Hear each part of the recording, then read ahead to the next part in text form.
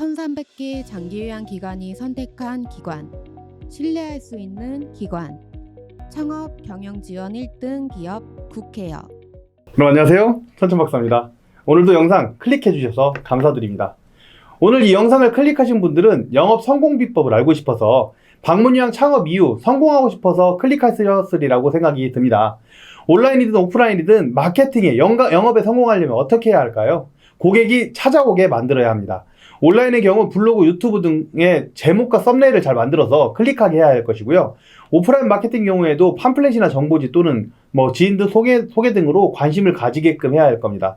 그런데 관심 가지는 것만으로 끝일까요? 아닙니다. 온라인 마케팅이라면 글과 영상 내부 내용이 설득력이 있어야 계속 보게 될 거고요.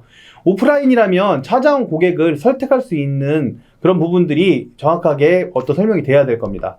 네, 온라인, 오프라인 모두 고객이 설득되어야 판매가 일어나는 것이지 설득력이 없다면 안고 없는 찐빵이 되고 말 것입니다. 실제 계약이 이루어지진 않겠죠.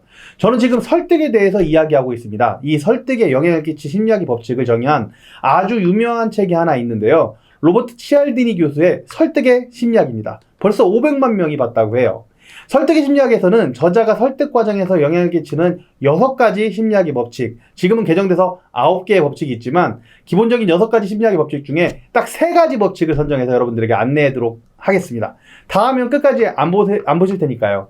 절대 책 공부하는 거 아닙니다. 여러분들이 직접 사서 읽으셔도 되겠지만 우리 사업에 적용해보자는 취지에서 안 읽으실 분들을 위해서 정리해봤습니다. 설득의 법칙 첫 번째, 상호성의 법칙입니다. 어떤 대학 교수가 성탄절을 맞이해서 자신이 전혀 알지 못하는 낯선 사람들의 이름과 주소를 스크랩해서 전화번호부에서 무작위로 선정을 해서 크리스마스 카드를 보내보기로 했습니다. 전혀 모르는 낯선 사람들이요. 그리고 낯선 사람들로부터 얼마나 크리스마스 카드에 대한 답장이 올지 궁금했는데 얼마나 받았을까요? 모르는 사람들에게 보냈으니까 답장을 얼마 받지 못했을 거라고 예상이 되는데요. 놀랍게도 엄청난 카드가 답신되었습니다. 카드를 받은 사람들은 무조건 답신해야 한다는 고정관념에 따라서 행동했던 거죠. 다른 사례도 소개해드리겠습니다. 심리학자 리건은 2사람씩 짝을 지어서 다양한 그림을 감상을 하고 그것을 평가하게 하였습니다. 리건의 실험 조교인 피터는 실험 중 휴식 시간마다 잠시 자리를 비우고 옆방에서 콜라를 가져와서 실험자 중 절반에게는 콜라를 주고 나머지 절반에는 아무것도 주지 않았습니다. 그리고 모든 그림 평가 작업이 끝나고 넌지시 자선 모금을 위해서 1달러짜리 행운권, 비싼 것도 아니 1달러짜리 행운권을 사줄 수 없겠냐고 요청하였습니다. 이 실험의 결과는 어땠을까요? 예상을 하셨을 수도 있고 놀라울 수도 있는데요. 콜라를 얻어먹었던 실험자들이 아무런 호의를 받지 않은 피실험자들보다 무려 2배나 많은 행운권을 구입해 주었습니다. 이것은 상호성의 법칙이 얼마나 큰 설득의 도구로 사용되는가를 분명히 보여주는 것이죠. 그러니까 호의를 보여주면 호의로 돌려주는 것이 일반적이라는 겁니다. 이에 가장 대표적인 마케팅 방법이 공짜 샘플입니다. 슈퍼마켓에 가면은 시식 코너가 있고 시식 코너에서는 상대적으로 더 많은 구매가 일어나죠. 상호성의 법칙은 다른 사람들이 우리에게 베푼 대로 우리도 그들에게 되갚아야 한다는 그런 심리를 활용하는 것인데요. 방문요양센터에서는 어떻게 이 상호성의 법칙을 활용할 수 있을까요? 첫 번째는 무료 등급 상담입니다. 등급 상담 무료로 해드립니다. 등급 대신 신청해드립니다. 라는 키워드로 온라인, 오프라인 모두 광고하실 수 있습니다. 방문요양 센터를 성공하신 대표님들, 얼마 지나지 않아서 100명, 120명을 어르신들을 모시고 있는 대표님들을 보면 어르신이 등급 나올 날짜와 갱신하는 날짜를 엄청 중요하게 챙기시는데요. 등급에 대한 신청과 상담은 보호자나 어르신들 입장에서 굉장히 귀찮고 처음 있는 일이다 보니 어렵고 무서운 일입니다. 그런데 그 상담을 대신해 준다니 그것도 무료로 대표님에게 감사할 수밖에 없겠죠. 등급이 나오면 다른 기관을 선택하기보다는 등급을 무료로 상담해주고 신청해준 대표님을 선택할 가능성이 높아질 거고요. 두 번째는 무료 선물입니다. 주로 어르신들은 몸이 아프시죠. 파스 등을 개별적으로 포장해서 양이 많지 않더라도 선물을 드린다든지 각 질병에 대한 정보를 무료로 제공한다든지 해서 상호성의 법칙을 활용하신다면 아무래도 더 좋은 사람, 좋은 기관으로 인식을 가질 가능성이 월등히 높은 겁니다. 실제로 이 부분은 저희 국회와 방문요양 창업 패키지에서도 마케팅 방법으로 다루는 방법 중에 하나입니다. 물론 이 무료 제공은 여러분들의 시간과 돈이 투자가 되겠죠. 공짜는 아닙니다. 그러나 어르신들과 보호자들은 압니다. 호의에는 호의로 되갚아야 한다는 그 당연한 사실을요. 그것이 대표님 기관과의 계약이고 계약 유지겠죠. 두 번째 설득의 법칙은 호감의 법칙입니다. 설득의 심리학에서는 재판 과정에 있어서 피의자의 외모와 체격이 판결에 매우 중요한 역할을 한다는 연구 결과를 보여주는데요. 네, 쉽게 설명들어서 판사 같은 전문가들도 단정하고 예쁜 외모를 가진 피의자를 만나게 되면 설마 그녀가 그렇게 끔찍한 죄를 지었겠어? 이런 오류를 저지르기도 한다는 것입니다. 실제로 저희 영상들도 제가 오랜만에 쭉 훑어보면요, 제가 열심히 다이어트를 하고 관리할 때랑 그렇지 않을 때 상당히 많은 차이가 나고요. 자, 사설은 여기까지 하고요. 그럼 방문요양센터는 어떨까요? 우리의 고객은 어르신과 보호자입니다. 등급 있는 어르신들은 몸과 마음이 약해진 상태이고 보호자들도 어르신 돌봄으로 상대적으로 힘들죠. 점점 더 어르신들이 어린 나이가 되는 그런 분들이 많습니다. 그런데 2명의 센터장님이 상담을 갑니다. 1명의 센터장님은 후줄근한 티셔츠에 편한 복장으로, 1명의 센터장님은 한껏 꾸민 모습으로. 이 외모가 결정에 무조건적인 선택을 만드는 것은 아니지만 계약에 결정적인 영향을 끼치는 경우도 많다는 것입니다. 얼굴이 잘생기지 않으셔도 됩니다. 예쁘지 않으셔도 됩니다. 본인만의 스타일로 잘 꾸미시고 정돈된 상태에서 나는 공인이다 라고 생각하고 고객을 방문해 보세요. 아마도 이 스타일이나 무기가 될 것이라는 사실을 더 이상 말씀드리지 않아도 이해하리라 생각합니다. 잘하는 대표님들은 이 본인만의 스타일이 있어요. 설득의 심리학에서는 이 효과를 후각효과라고 하는데요. 지금까지 연구 결과를 종합하면 우리의 신체적 매력이 그 사람을 긍정적으로 평가하는 데 지대하는 영향을 끼쳐서 그가 당연히 능력 있고 친절하고 정직한 동시에 머리도 영리하고 우리 어르신도 잘 돌볼 것이라는 거죠. 그러니까 간과하지 마세요. 여러분, 꾸미는 것도 성공의 한 방법입니다.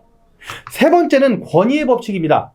설득의 심리학 책에서는 귀에 염증을 앓고 있는 환자의 주치의가 환자의 오른쪽 귀에 투약할 것을 지시했어요. 그러니까 영어로 Place in right ear 라고 처방하였어요. 대신 처방전은 약식으로 적어서 Place in our ear라고 적었는데요. 이 약식으로 된 처방 처방전을 읽은 간호사가 Place in rear, 그러니까 오른쪽 귀가 아니라 항문에 투약하시오라고 오해하고 귀에다가 집어넣어야 될 약을 환자 항문에다가 집어넣었습니다. 참 이해가 안 되는 일이죠. 귀에 염증이 있는데 항문에 투약을 하다니요. 아무리 생각해도 이해가 가지 않는 일인데도 불구하고 이 과정에서 간호사, 환자 모두 아무도 이 일을 달지 않았습니다. 왜 이렇게 된 걸까요? 그 이유는 우리 마음속 깊이 자리 잡고 있는 합법적인 권위에 복종하려고 하는 그 의무감 때문입니다. 의사는 권위가 있고 환자, 간호사는 그 권위를 인정하고 생각하지 않고 그냥 수긍한 거죠. 사람들은 직함에 굉장히 많은 영향을 받는데요. 한 예를 더 들어드릴게요. 유명 대학 교수로 재직하고 있는 한 교수가 여행을 떠나서 낯선 사람들과 신나게 이야기를 하고 있었어요.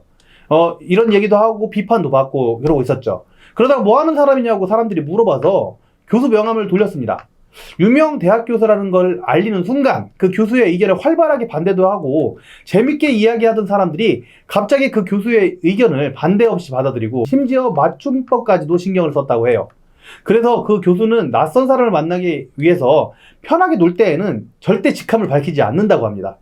자, 여러분, 실제로 성공하는 방문요양센터를 보면 센터장님들이 치매, 뇌졸중 이런 것들, 노인성 질병에 대한 지식을 어느 정도로만, 뭐 대단한 정도는 아니고 어느 정도로만 공부하고 알고 계셔도, 그러니까 깊게 알고 계시지 않는데도 불구하고 바로 그 원장이라는 타이틀 때문에 대표님의 말을 신뢰하는, 아니 맹신하는 어르신들이 계세요. 심지어 병원을 어디 가라 가면 거기 무조건 가야 되는 줄 아시죠? 그렇다 보니까 이 원장님은 더 많은 고객들과 상담할 수 있게 되고 더 많이 치매, 뇌졸중, 파킨슨에 대해서 사례 관리를 하고 공부를 하게 되고 더 전문가가 되고 더 많은 고객들이 신뢰하게 되는 사이클로 성장한 곳들도 많아요. 처음부터 전문가가 아니었는데도 말이죠. 제가 천천박사 무료 상담을 진행하다 보면 많은 예비 대표님들이 창업 전에 가장 고민하시는 것이 내가 지금 전문가가 아닌데 어떻게 사람들을 만나서 원장으로서 일할 수 있지라고 생각을 하시는데요. 잘 생각해 보시면 전문 지식 또는 전문적인 정보는 인터넷 세상에 퍼져 있습니다. 방문요양 창업 전에 단 한 달이라도 노인성 질병에 대해서 정보를 수집하고 이야기하는 습관을 들어보세요. 리서칭 하시라는 거죠. 그리고 원장 타이틀을 가지고 오픈한 이후에 어르신들을 만난다면 대표님의 전문적인 지식의 깊이와 실질적인 깊이와 상관없이 많은 보호자와 어르신들이 약간의 지식으로도 여러분들을 신뢰하게 될 것이고요. 분명히 고객이 생기게 될 것입니다. 오늘은 설득의 심리학에서 세 가지의 법칙을 가지고 이야기를 했는데요. 마지막으로 이것을 종합해서 다른 설득의 사례도 안내를 하고 마무리를 하도록 할게요.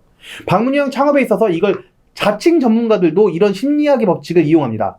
대표님들도 국회에서 한 달만 무료 영상을 시청하면 알 수 있는 무료로 다 제공하고 있는 그런 내용들과 자료들, 정보 지식을 박문양 창업에 대한 1, 2년도 안 되는 아주 짧은 지식들로 화려한 복장, 외모를 가지고 창업본부장, 대표 등 타이틀을 활용해서 여러분들의 절실한 창업 성공을 대신해주겠다고 유혹합니다.